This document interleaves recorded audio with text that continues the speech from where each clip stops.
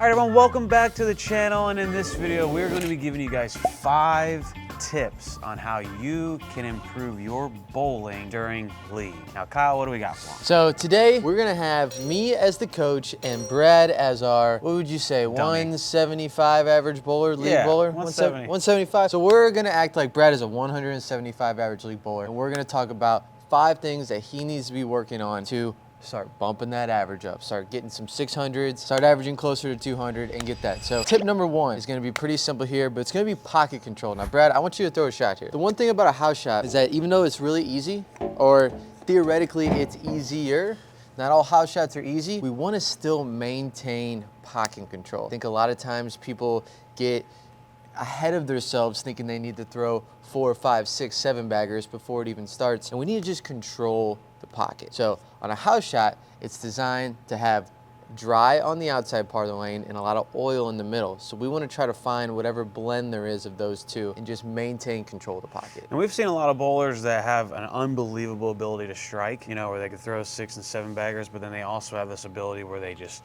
kind of sprinkle it, you know, or, you know, they just spray cannon a little bit. We would rather, especially even on a house shot with higher scores, we would rather see a guy get to the hole and leave 9s. Because you could work with that. You can work with that. You can make some micro adjustments to start getting those 10 pins out, start getting those 7 pins out. But when you're not controlling the pocket on a house shot and now you're maybe splitting more, it's really hard to start shooting higher scores. Yep. We have a house shot out. We do. It's one that hooks a lot. So let's see this first shot here. Rolling with the attention star. Took a little handout. All right, perfect. Little split. We'll split out the gate. No pocket control happening there. So back to Brad's point, we're trying to raise our average. And it might be a little different for league as opposed to maybe like a tournament. But league, you know, you're bowling what, 32, 36 week seasons, long season. We want to hit the pocket as much as we can. Otherwise, you're going to be doing stuff like Brad just did. We're going to be leaving splits. And to your point, when you said 9s, we can work with 9s. Well, we can also pick the 9s. Yes. We can't pick those. So that's why it's controlling the pocket's big. So Brad, that shot hooked a lot. We're trying to just work on controlling the pocket here. What's going to be your move when you're seeing a lot of friction here? You know, like you said, there's the friction and the hook is to the outside part of the lane. This isn't complete across the board, but generally it's there. So if you miss out, it'll hook a little bit more in and get to the pocket. There's more oil in the middle. That way when you miss in, you get a little more slide. Hopefully it still hits the pocket. Given that, I'm just gonna move into a little bit more oil. So we're just trying to move left with our feet and eyes to find a little bit more oil. Yep. And I am noticing, or I at least noticed that ball splits. So I'm already a little, maybe this one's a little too angular, but we'll see.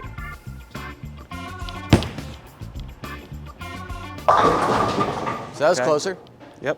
And we're closer to our 9, so now we want to probably still move our feet a little left, eyes a little left. Let's try another shot here. Yep. And we're working on pocket control here. We're feeling out the lanes. Brad, when he threw his shots to the right, it was pretty dry. You could see the ball roll, come up high. He doesn't want to stand in that same place. So to control the pocket, we got to move our feet and eyes to find more oil. That's going to help our ball get down the lane, hit the 1-3 consistently. He's doing that. This is his second move now, pretty big move. I think this one's going to hit the pocket.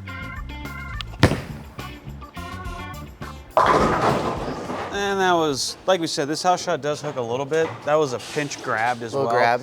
But the last 2 shots is considered the pocket, right? Yeah. So it's not obviously not striking and it's a little too angular and high, but that is technically a pocket shot. It is close. Yeah, absolutely. So tip number 1, please control the pocket. You're hitting the pocket and you're not striking, you're at least gonna leave 9, like Brad left a couple 4 pins there. But if you're trying to create all this angle and trying to hook the ball a lot and you're just not using smooth, controllable ball reaction, you're gonna start splitting. Those splits are gonna add up over the course of an entire league season, and it's just not conducive for raising that league average. Yeah, and if you're out there someone who throws a lot of splits, it's just not possible to consistently bowl good week in and week out if you're doing things that cause you, because then it's gonna make you try and do you're gonna overcompensate, you're not gonna feel confident, your misses aren't gonna be as good. So we have to get to the hole if you wanna consistently raise your league average. All right, Kyle, now that I'm controlling the pocket, what do we have for tip number 2? So tip number 2 is gonna be the bowling balls. Brad has 3 bowling balls here. When I see people averaging around 170, 180, 190, somewhere in that realm,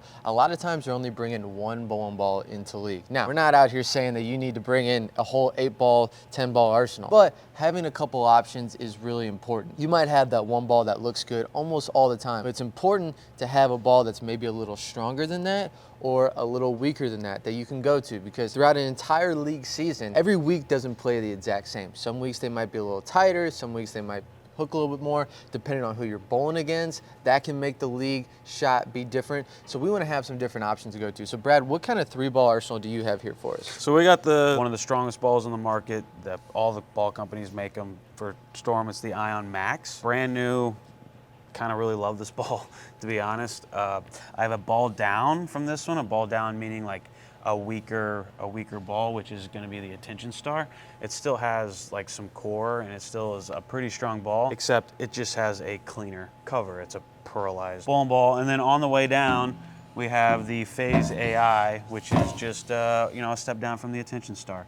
Cleaner cover, a little weaker engine, a little weaker core. This little 3-ball arsenal right here can be used on a lot of different patterns, really. Yeah, I mean, you can pretty much create whatever shape you want to create, especially on a house shot with these 3 bowling balls. You have your ball that's a little stronger. You may not use this one all the time, but the game 1.5, game 1 and into the second game, you might use this. Then you have your Attention Star. I would assume this is probably the ball you would use the most on most house shots. And then you have your weaker symmetrical pearl in the Phase AI here. And you can honestly throw all 3 on a lot of different things. I'm gonna throw a shot right here on a house shot that has a lot of hook with the strongest ball in my bag, and it can still be the right play and the right ball, but it could also be on some very heavy oil as well. Whereas the Attention Star and the Phase AI, I can throw them on a little bit of oil, but I could also throw them on a little bit of hook. So just because they are 3 different bowling balls doesn't mean like one week I'm not gonna throw the Attention Star, and then the next week on the same pattern, the Ion Max might look really, really good as well. So we threw the Attention Star, it was hooking in, a little too much. Now I'm gonna go to a stronger bowling ball, and we're gonna see what happens.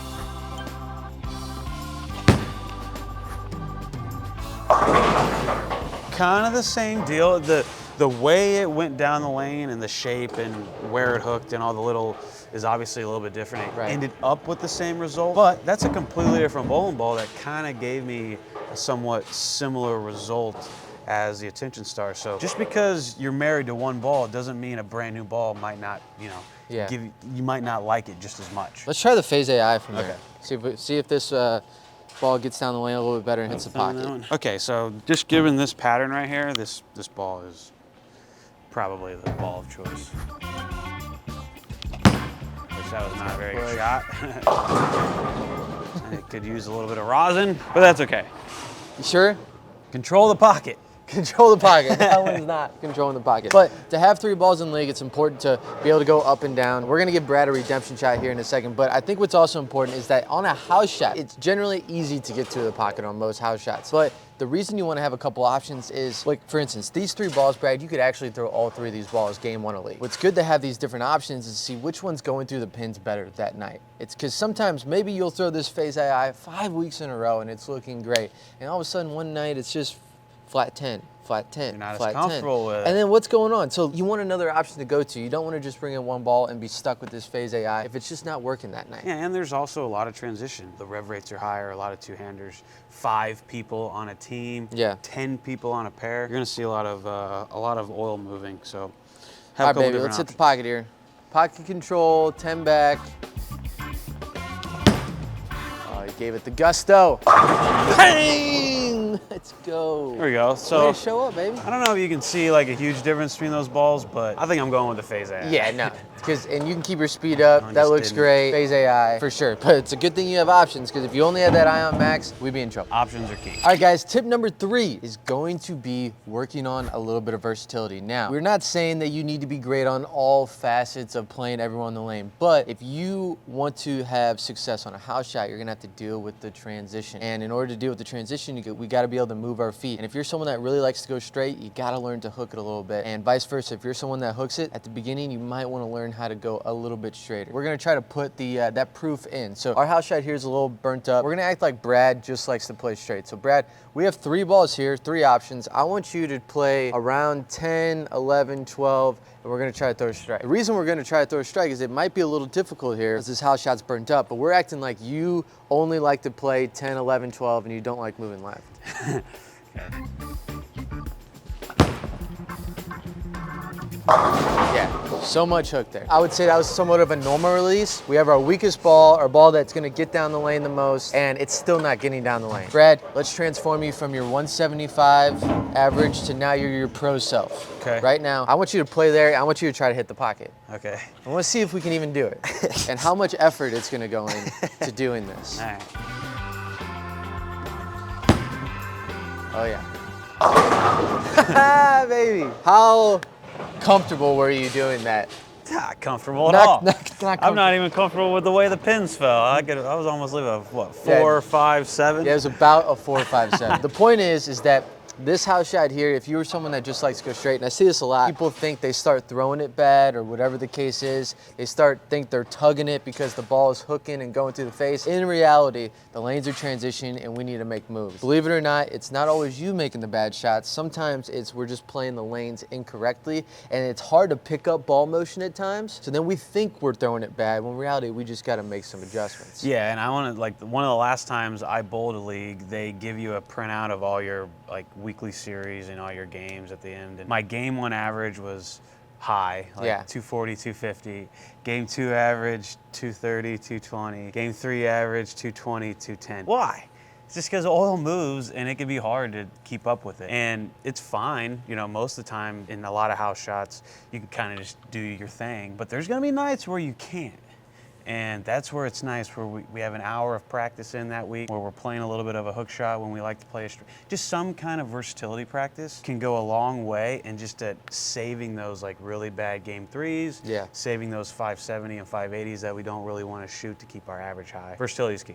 Yeah, so let's go play left now. Let's just kind of where we were at before, and let's just show that, I mean, hopefully we can show that it's just easier in there. Like if we were playing straight, that might have worked at the beginning, but depending on how the lanes are playing, you got to be able to move left and just have a different shot than playing straight. Yeah, and generally when I am playing a larger angle, slower ball speed is nice. So if you're someone out there that like loves to play straight and you don't know why you can't hook it very well, just drop the ball speed. It's kind of it's a little simpler move, so that's what I'm gonna do. Even though the pattern hooks, my angles are more open, so just a little bit less ball speed is nice. Yeah. All right. Now you can just see. Yeah, I didn't have to force that one. Let it go. I mean, I could tell when we told you, hey, you need to strike from playing out to the right, you did it. It was actually really impressive to do that. But how much more effort did that take as opposed to playing left? Left, it's giving you the room, it's providing the ball to just glide down the lane, and that's because these lanes are beat up. But if you were only able to play straight and you don't like moving off that 10 zone, 10, 11, 12, whatever that is right there, then you're gonna have a rough time, as opposed to someone that can move a little left, start shaping the lanes, and still control the pocket and start striking. All right, now that is 3 tips for you guys. Kyle, what do we got for the 4th? So the 4th one is gonna be your mindset/mental game. This is something that we have fallen into its trap plenty of times on the house shot, and that is when you're on a house shot and say you're bowling a tournament, you just press that you just think that you have to throw 8 baggers, 9 baggers, 300, 5, like you just feel like you have to press to throw a lot of strikes in a row. You know, if you want to win some house shot tournaments and all that, you do have to do it.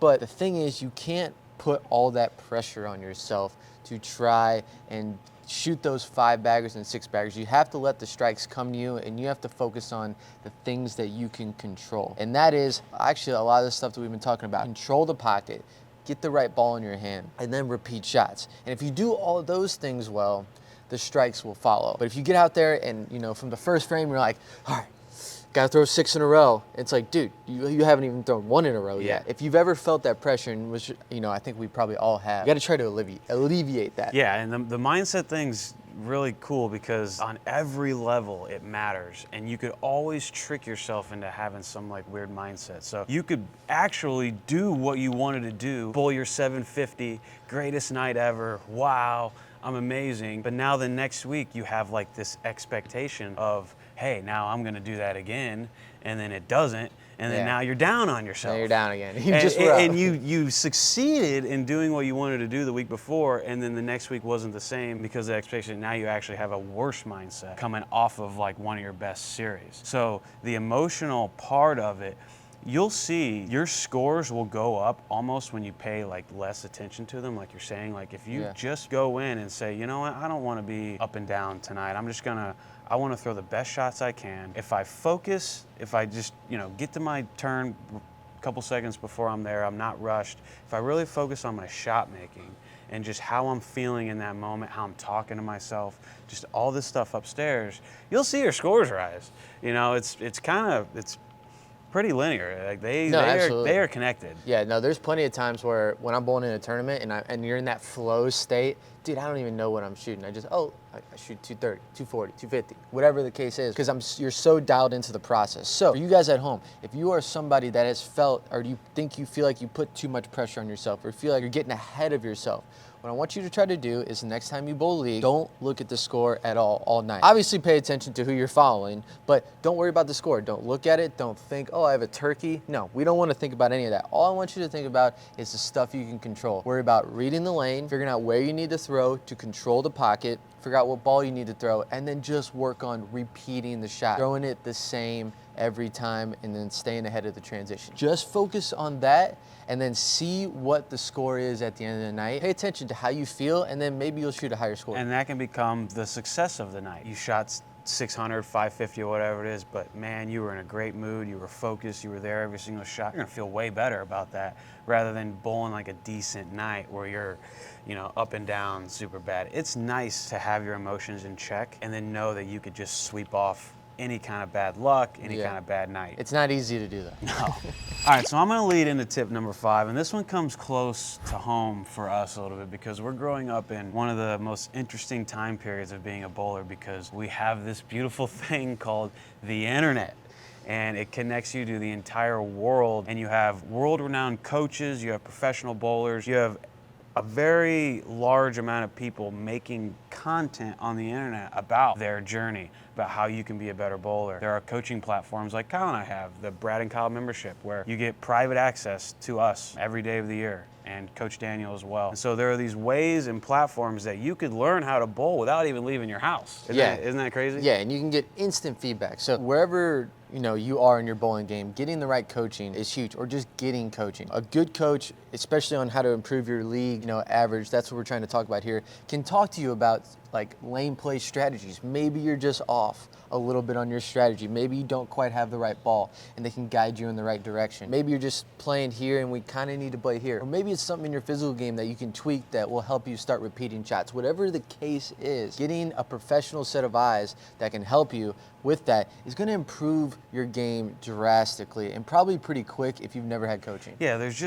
there's nothing out there that we're going through, you guys are going through, that a coach hasn't seen or been through before, or a professional bowler hasn't seen or been through before. And that goes with everything in life. It becomes so much easier to learn and improve when you just have someone to talk to that's literally done all the stuff that you're trying to do. Yeah. It expedites the process, and you can get instant feedback. Everything's very quick. So the internet is a beautiful tool for you there. All the social media platforms, all the coaching content, all the professional bowling content, it's out there for your pleasure. You might as well take advantage. Yeah, if you're out there spinning your wheels and you feel like you're not getting better, just go out on a limb, get some type of coaching, whether it's with us or another professional coach. Just try it and see, because you don't want to spend all this time spinning your wheels and feel like you're not getting better when someone can tell you one thing and all of a sudden your game starts improving. So go out and try some coaching. Well, there you have it, ladies and gentlemen. 5 tips on how to improve your league average. Now, I was trying to think. I haven't bowled league in a while. Besides subbing, I did get a few games of subbing in last week. And I'll tell you this: to have success in league, it's really important to understand your center, get the right ball in your hand, and just repeat shots and not worry about the scores. The scores will come. But I think we got that point across through all the points that we were talking about. Absolutely. And if you guys like that video, make sure you like and subscribe. And if you are looking for coaching, send us a DM, click the link below. We would love to have you in our membership. So we'll see you guys later.